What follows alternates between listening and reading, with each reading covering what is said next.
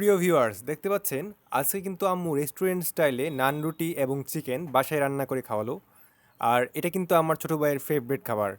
এখানে দেখতে পাচ্ছেন নান রুটিটা কতটা সফট হয়েছে এবং এই চিকেনটা কিন্তু দেখতে মাশাআল্লাহ খুবই দারুণ লাগছে। তার সাথে আছে সালাদ। আর দেখতে পাচ্ছেন এখানে কিন্তু দুই স্টাইলে নান রুটি তৈরি করেছিল আম্মু।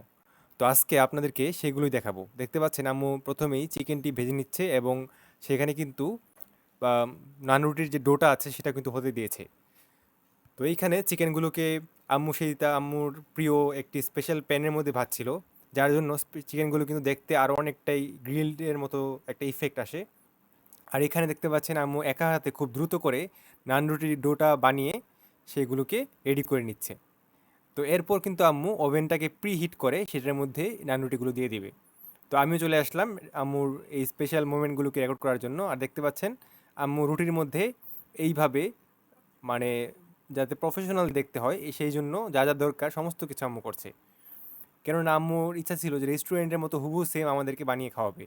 আর এখানে দেখতে পাচ্ছেন আম্মু সয়া সস, তারপর ডিম, কেচাপ এগুলো সহ আরও অনেক কিছু দিয়ে, যেমন লেবুর রস, তারপর চিনি, তারপর ডানো, এগুলো দিয়ে কিন্তু আম্মু রেস্টুরেন্ট স্টাইলে মেয়োনিজটা তৈরি করছে। এবং এই মেয়োনিজটা কিন্তু খেতে অত্যন্ত এক কথায় অসাধারণ। এটি খাওয়ার পর আমি আম্মুকে বলেছিলাম যে আম্মু এরকম মেয়োনিজটা যদি তুমি বানাতে পারতে বাসায় তাহলে কিন্তু খুব দারুণ হতো। তো আম্মু যেই বলা সেই কাজ, আম্মু নিজে নিজে ট্রাই করতে করতে একসময় একবারে এক্স্যাক্ট হুবহু থেকেও অত্যন্ত দারুণভাবে বানিয়ে ফেলেছিল। তো এইভাবে দেখতে পাচ্ছেন আম্মুর এই রেসিপিটি কমপ্লিট। তো এইভাবে অত্যন্ত সুস্বাদু লাগছে। মানে ক্যামেরা দিয়ে ভিডিও ভিডিও করতে করতে আমার ইচ্ছা হচ্ছিল যে খেয়ে ফেলি। তো তারপর আমরা চিন্তা করলাম যে না, আম্মু সুন্দরভাবে পরিবেশন করুক। দেখতে পাচ্ছেন আমার পরিবেশন কমপ্লিট। এবার আমরা সকলে মিলে খেতে চলে আসলাম। এবং সকালের নাস্তায় আল্লাহর রহমতে এরকম একটা মানে রেস্টুরেন্ট স্টাইলে রান্না পাওয়াটা খুবই ভাগ্যের একটা বিষয়। তো আম্মুর কাছে অত্যন্ত ধন্যবাদ এবং আল্লাহর কাছে শুক্রিয়া। আপনারা সকলে আমার আম্মুর জন্য দোয়া করবেন যেন আম্মু সুস্থ থাকেন। তো দেখতে পাচ্ছেন আম্মু আম্মুর প্রিয় নানুরিটি কাটছে এবং আম্মুরও কিন্তু এটা খেতে খুবই ভালো লাগে।